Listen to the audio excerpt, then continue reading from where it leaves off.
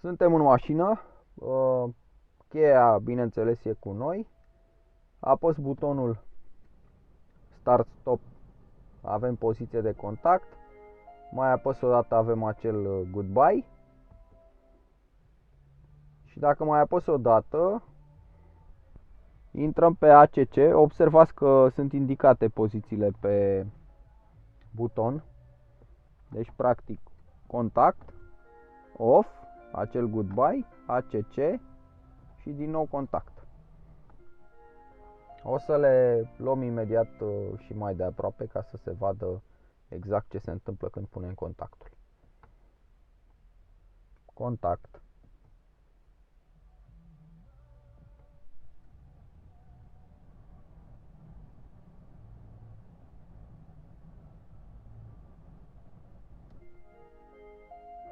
Goodbye. Acum voi apăsa și motorul a pornit.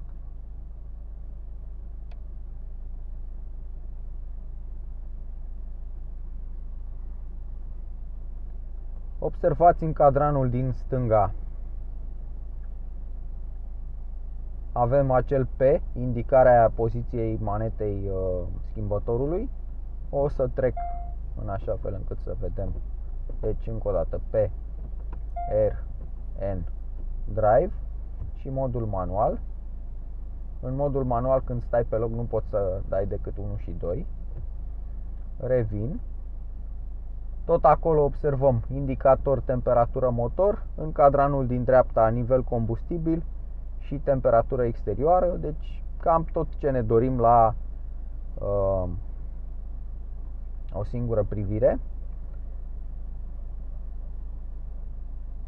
Interesant este însă acel display din mijloc, respectiv display-ul computerului de bord, pe care pot fi afișate o serie de informații și de setări ale vehiculului. Pot fi accesate și modificate folosind cele 3 butoane din zona inferioară dreapta a volanului. Deci, practic, se întâmplă următoarele lucruri: computer de bord, service și setări ale utilizatorului. În computerul de bord avem distanța până la realimentare și consum mediu plus consum instantaneu, ODO, apoi trip A, trip B. Deci practic astea sunt informațiile, foarte interesant și bine făcut. Apoi la service avem acest off, deci nu avem nicio setare în acest moment.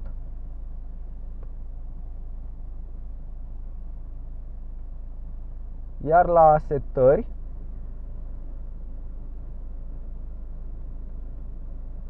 avem acestea care se văd, respectiv pentru portiere,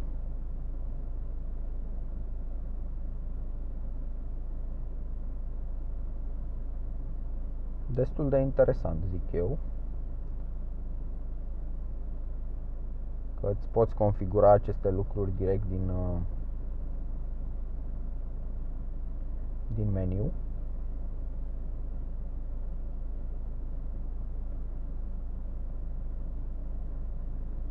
Aici alte setări pentru lumini.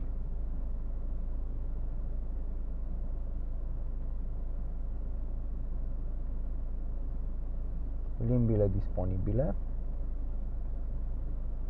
Evident că româna nu este printre ele. Unități.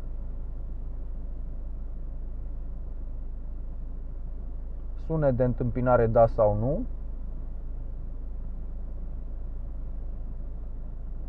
Și resetare a consumului mediu, fie automată, fie manuală. Automată înseamnă la fiecare repornire a motorului sau ceva de genul ăsta. În orice caz, o funcție care mie nu mi-a plăcut niciodată.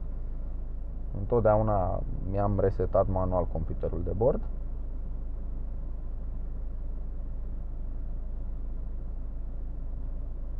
Deci practic astea au fost funcțiile.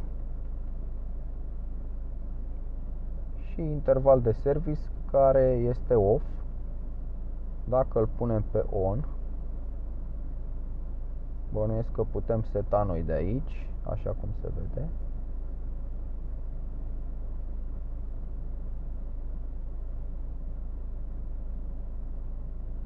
Da, să zicem 20.000, pardon. Sau 12 luni, dau un exemplu, sau 9 luni.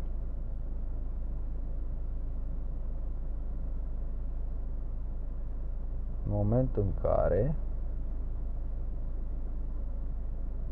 necesită un pic de obișnuință navigarea prin acest meniu. Iată, moment în care ne apare acest reminder. Deci astea ți le setezi în funcție de manualul vehiculului. Ce spune manualul, interval de service în kilometri sau în zile. Deci cam astea au fost setările pe care le poți face pe acest Santa Fe. În momentul în care activăm 4x4 lock, apare acel indicator acolo. Se poate efectua manevra și în timpul mersului, deci nu trebuie să stai pe loc. Dacă activăm Hill Descent Control, se vede un indicator în dreapta jos, iar o apăsare scurtă observăm dezactivarea controlului tracțiunii. Și dacă ținem apăsat mai mult timp, observăm și dezactivarea sistemului de control al stabilității cu indicatorul portocaliu în cadranul vitezometrului. Să ne ocupăm acum și de luminile bordului. Trebuie să recunosc, bordul arată bine, destul de spectaculos, în culorile deja tradiționale la Hyundai, acel albastru, mă rog, și cu alb. Pot să zic că e impresionant bordul. Și chestia care îmi place cel mai mult, ai acest comutator în stânga volanului, din care poți să ai acces la 20 de niveluri de iluminare minim. Foarte util atunci când conduci mult pe timp de noapte, nu-ți obosesc ochii. Și dacă ești în zone mai luminate, în oraș sau în alte zone unde sunt becuri pe stradă, poți folosi nivelul maxim. Spectaculos, în plus îmi place foarte mult că majoritatea comenzilor sunt luminate, mai puțin cele pentru plierea oglinzilor retrovizoare și reglarea lor. Deci alea nu sunt luminate, dar în rest totul este luminat. Avem geamuri electrice cu reglare full automată și pe ridicare și pe coborâre pe toate portierele. Așa cum se observă, destul de interesant și plăcut luminat.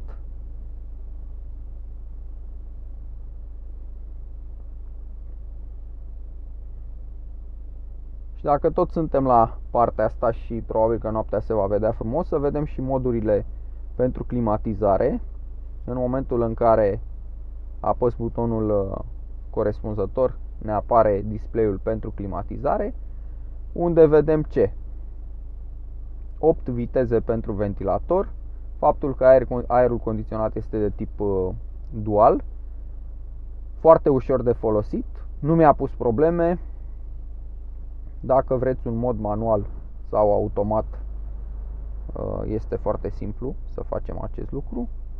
Temperatura crește cu jumătate de grad. În rest, dezaburire față, dezaburire lunetă, chestii clasice, tot ce trebuie. Modurile sunt, iată, indicate foarte frumos pe acea mașinuță. Activare, dezactivare dual. Deci chestii foarte elegante, nu pun probleme. Eu țin ventilatorul pe manual pentru că de la viteza a 3 în sus zgomotul ventilatorului se face simțit. În ceea ce privește sistemul audio, nu mai insist cu date tehnice. Mă rog, are, din câte știu, 6 difuzoare. S-ar putea ca la această variantă să avem și subwoofer, nu mi-am dat seama foarte exact. Însă în portbagaj eu am văzut un loc care arăta cam de subwoofer. În rest, display-ul bine cunoscut de la X35 și îl regăsim și pe modelele Kia sub o altă culoare. Am mai fost prin aceste setări de nenumărate ori, nu o să insist asupra lor. O să încerc să schimb și mâna ca să nu...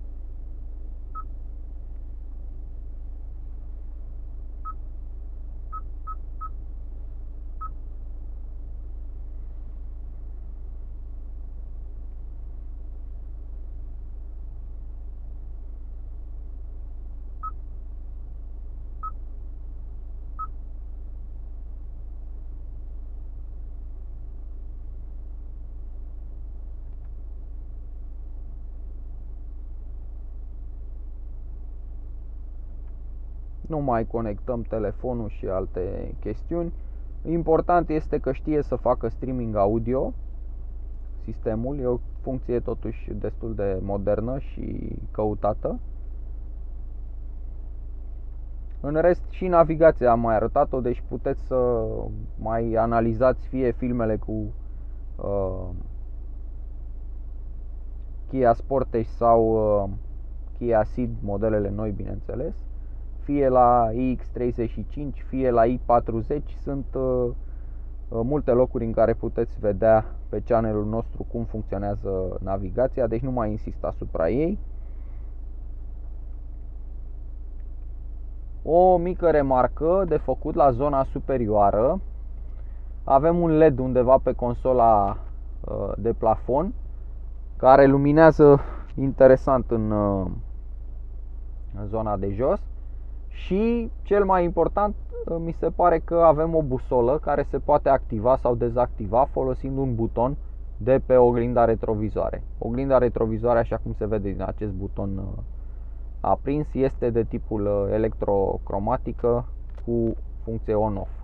Lângă butonul de dezactivare, activare al funcției electrocromice a oglinzii, mai există un buton din care putem activa o busolă digitală, mă rog, măcar orientativă. Nu este o busolă, vă dați seama, profesională. Cine vrea să facă navigație în teren are nevoie de o busolă serioasă, nu de o busolă care îți arată doar punctele principale cardinale și derivatele acestora. Ca fapt divers, cum se aude și muzica. It's so much fun to listen to my favorite station. Edward Maya, Stereo Love.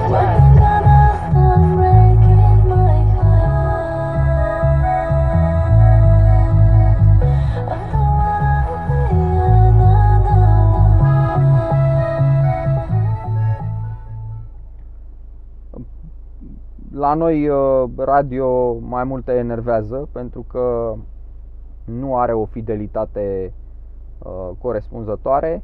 Dacă introducem un CD audio, într-adevăr atunci se vede că sistemul este un sistem destul de performant și probabil că după aceea nu o să mai vrei să mai asculti nimic la radio, o să-ți dai seama că sunt diferențe foarte, foarte mari. De altfel, sunt diferențe, le-am observat și făcând streaming audio. Diferența de calitate este foarte mare, adică streamingul audio nu are acea performanță pe care o are o ai dacă folosești un memory stick, de exemplu, și este absolut la o distanță foarte mare, în mai rău, față de un CD audio de preferință original. În ceea ce privește luminile, prima funcție, în acest moment suntem pe lumini de zi, apoi auto, lumini de poziție, fază scurtă, fază lungă,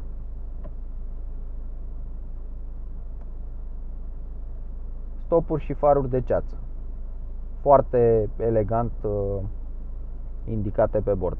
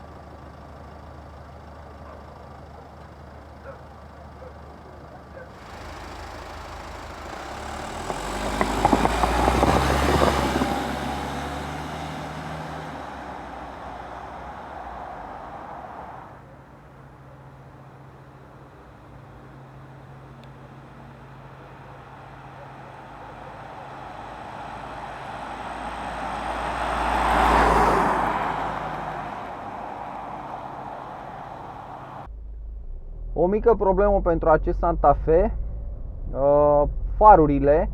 Avem faruri cu xenon pe fază scurtă, foarte bine luminează, însă pe fază lungă avem halogen, cum de altfel știam și de la alte modele ale mărcii Hyundai. Deci eu zic că e un minus totuși important. Unii competitori chiar apropiați la preț oferă Big Xenon și alte chestiuni interesante. La noi, iată cum luminează faza lungă. Se vede clar acel galben de halogen față de mai albăstruiul Xenon.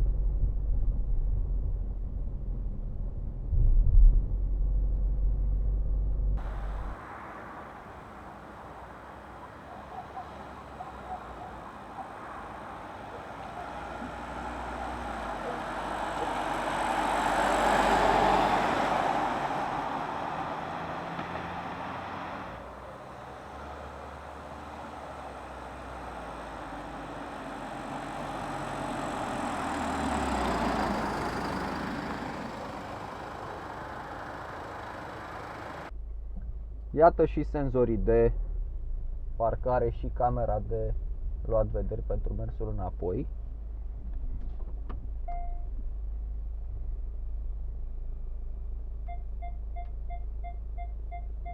Iată cum reacționează senzorii.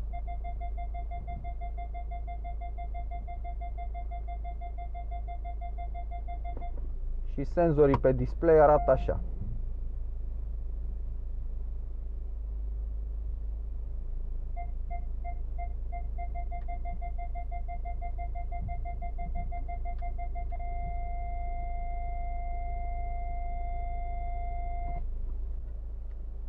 Farurile, interesant, sunt și autoadaptive, însă nu prea îți dai seama în timp ce mergi, pentru că se mișcă destul de fin. Dar iată, când stăm pe loc, cred că se vede faptul că se rotesc odată cu volanul.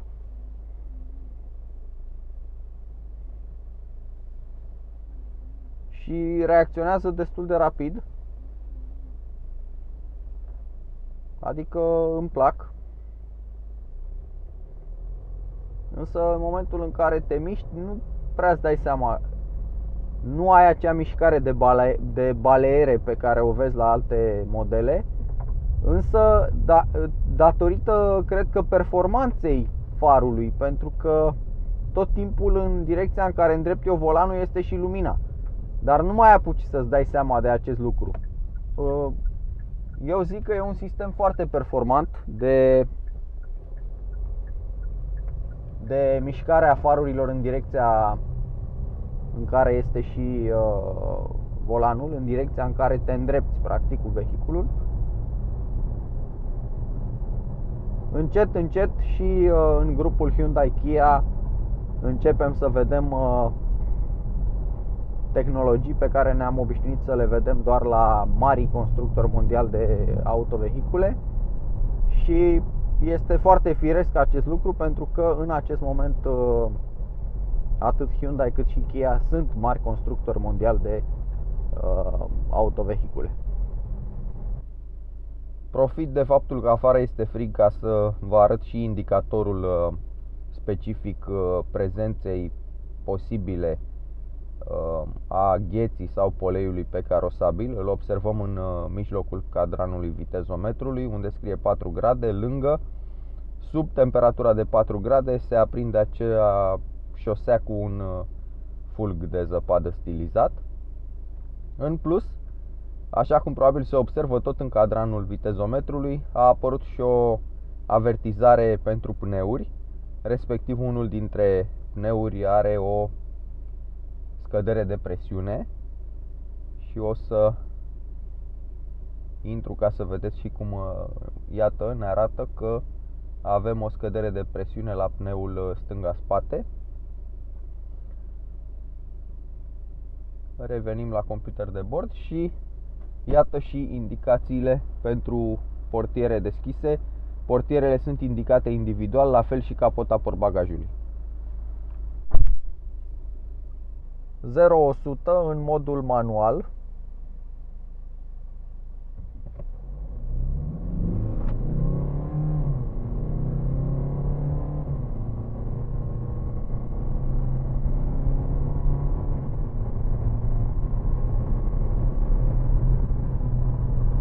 O chestiune interesantă, pe lângă faptul că a accelerat foarte rapid, mie cel puțin așa mi s-a părut acum pe loc. E prima dată, bineînțeles că așa fac de obicei. Deci e prima dată când accelerez de la 0 la 100. Nu am mai făcut altă filmare. Asta a fost. Am observat că totuși în treapta întâia și a doua parcă a schimbat mai sus. Adică a schimbat chiar la roșu, la 4500 de rotații pe minut. Pe când în treapta a treia a schimbat la 4250, la sfârșitul treptei a treia. Poate doar mi s-a părut. O să vedem atunci când montăm filmele.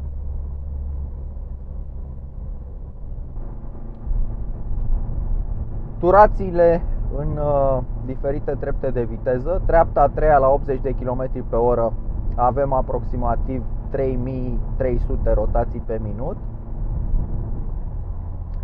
În treapta a patra aproximativ 2500 de rotații pe minut.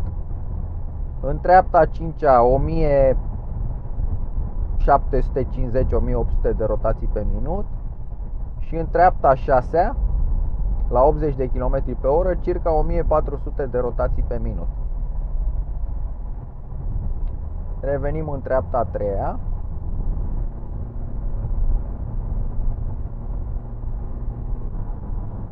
Creștem viteza la 100 de km pe oră.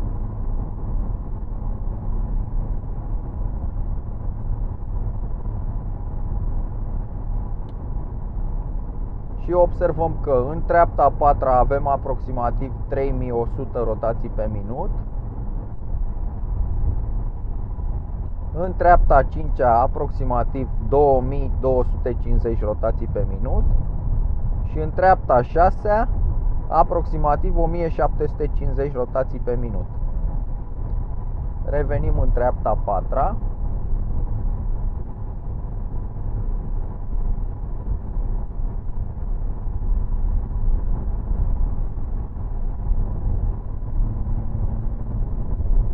Mergem către 130 de km pe oră.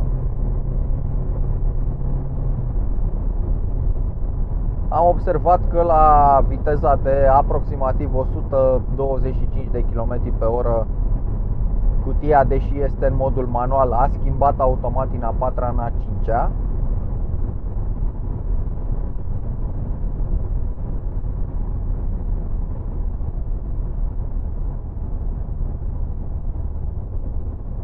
O să mai încerc o dată să văd dacă mă lasă.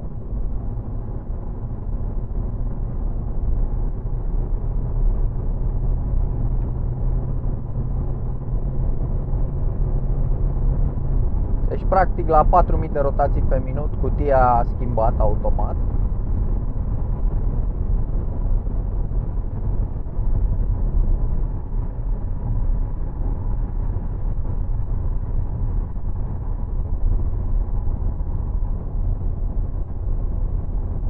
Așadar o să vedem turațiile doar în treapta a 5-a și în treapta a 6-a.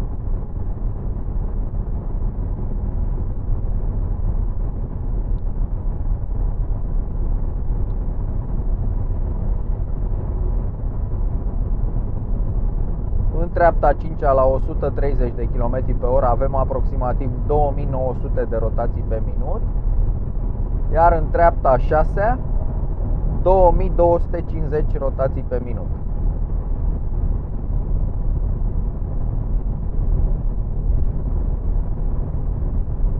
Așa cum se observă, un nivel de zgomot foarte scăzut. Se aude însă zgomot destul de mare din partea caroseriei, deci zgomot la vânt la această viteză de 130 de km pe oră. Fiind în treapta 6-a, o să observăm și consumul instantaneu la această viteză. Este această bandă albastră de sub consumul mediu. O să merg și în modul eco. Nu știu dacă are vreo importanță atunci când mergi cu viteză constantă, dar dacă vorbim despre consum, așa ar trebui să fie în modul eco. Și cel puțin la prima vedere pare a fi un consum în jurul valorii de 8 litri la 100 de kilometri la 130 de km pe oră. O să scad încet viteza în așa fel încât să vedem cum se diminuează consumul odată cu reducerea vitezei.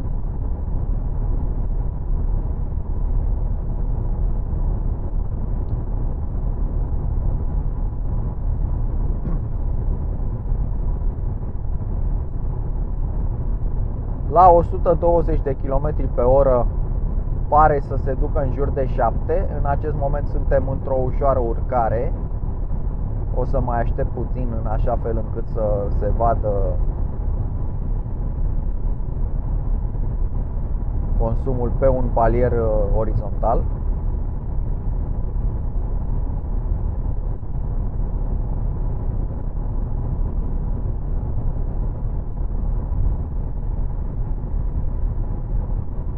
Deci la 120 de km pe oră pare consumul că se stabilizează undeva în jurul valorii de 7 litri la 100 de km.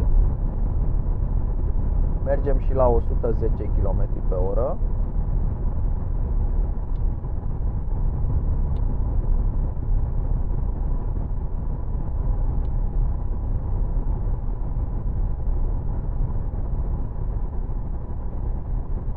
Unde se observă deja un consum ușor peste 5, între 5-6, uneori 7 litri la 100 de kilometri.